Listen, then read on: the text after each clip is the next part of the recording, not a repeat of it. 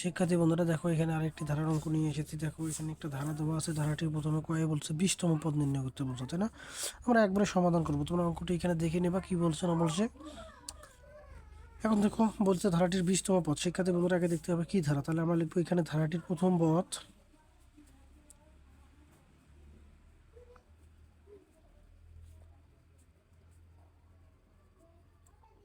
সমান সমান হচ্ছে কত 8। তারপর এখানে দেখো 11 - 8 মানে 3, 14 - 11 3, তার মানে অন্তরটা সমান আসতেছে। আমরা লিখবো ধারাটি সাধারণ অন্তর। সাধারণ অন্তরকে ডি দ্বারা প্রকাশ করা হয়। শিক্ষার্থী বন্ধুরা এখন তাহলে এখানে পাবো 8, এখানে পাবো কত 3। এখন দেখো শিক্ষার্থী বন্ধুরা আমাদের কি বলছে 20তম পদ, তার মানে অতএব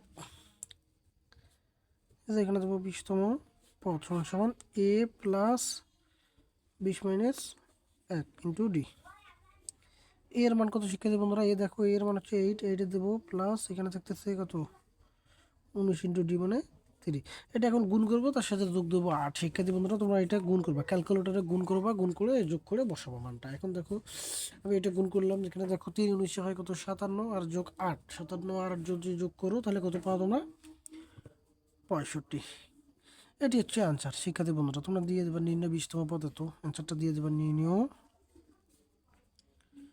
20তম পদ 65।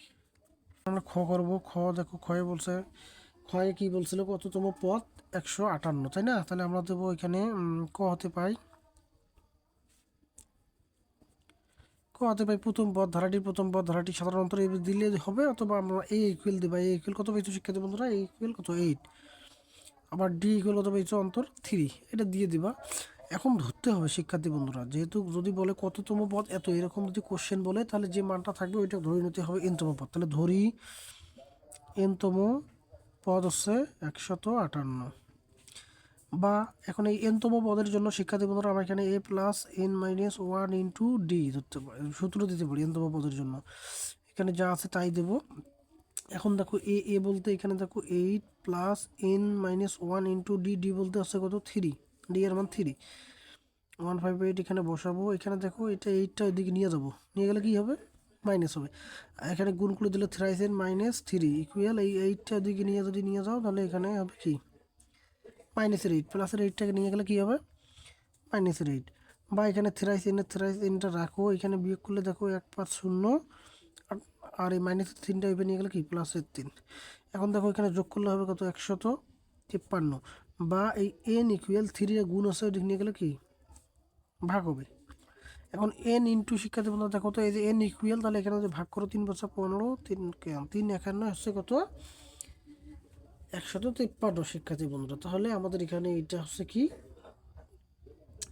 আমরা এখন এটা মান বের করবো। মানে 51তম পদটা হচ্ছে কিন্তু এটা আমাদের, যেহেতু এটা বলছে না, তাহলে আমরা দেবো নির্ণয় 51তম পদ হচ্ছে 158। এটি হচ্ছে আমাদের অ্যান্সার। এখন দেখো শিক্ষার্থী বন্ধুরা এখন আমরা গ নাম্বার করব। গ নাম্বারে আমাদের বলছে কি দেখো বলছে যে ধারাটির প্রথম 50টি পদের সমষ্টি কত, তাই না? তাহলে আমরা দেবো ওই যে ক হতে পাই, আমরা যা পাইছি তা দিয়ে দেবো শিক্ষার্থী বন্ধুরা। ক হতে পাই a সমান সমান 8, আবার d ইকুয়াল 3।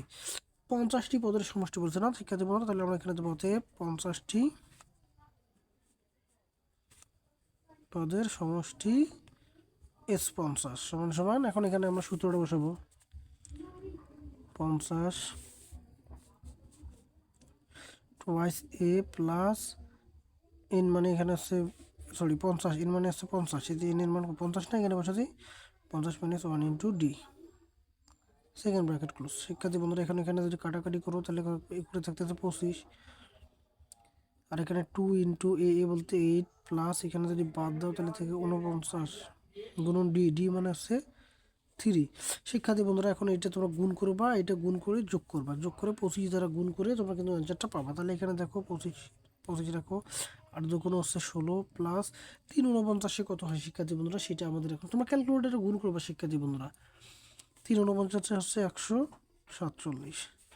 আবার এখানে দেখো শিক্ষার্থী বন্ধুরা 25-এর 25 রাখবা, এখানে দেখো ইন্টু আছে, ইন্টু রাখো, ইন্টু দাও, এটা এখন কি করবা যোগ করবা, এটা যদি যোগ করো তাহলে আমরা এখানে পাচ্ছি 163। এখন এইটা দ্বারা এটা শিক্ষার্থী বন্ধুরা গুণ করব, গুণ করলে পাবো আমরা 4075। এটি হচ্ছে আমাদের অ্যান্সার শিক্ষার্থী বন্ধুরা।